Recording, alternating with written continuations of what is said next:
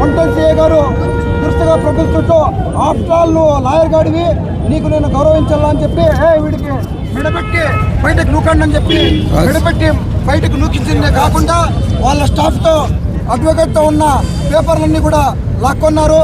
లాక్కొయిన తర్వాత ఇంకెప్పుడు కూడా స్టేషన్లోకి రానికుండా అని చెప్పి దురుసుగా ప్రవర్తించి అవమానం చేస్తున్నాడు.